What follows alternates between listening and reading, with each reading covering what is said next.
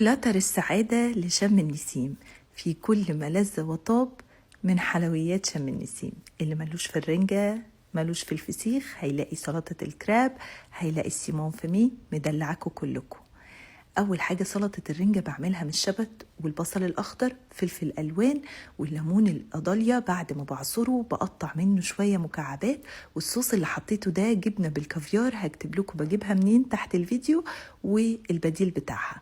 جهزت سلطة الكراب وعملتها معاكم كتير على الصفحة، وكمان صوص الطحينة بالشبت والليمون. وحطيت بقى شوية كراكرز على باتون ساليه، وطبعا رنجة وفسيخ يعني عيش بلدي. واللي عامل دايت ومالوش في العيش هياكل بالخس والبصل الأخضر. بعد كده وزعت بقى شرايح الرنجة الفيليه اليوناني وشوية فسيخ مخلي كده أنا جبته جاهز المرة دي، وكمان البطارخ الناعمة أو المرملة اللي يتوفر عندكم. الاتنين بيتاكلوا يا جماعة مع عصرة ليمون، بجد يوم يوم.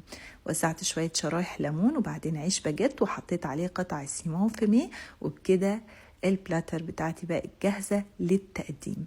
بجد خطيرة ومتنوعة وهتعجب كل اللي هتعزمهم في شم النسيم. جربوها بس وهتدعولي، وبس كده.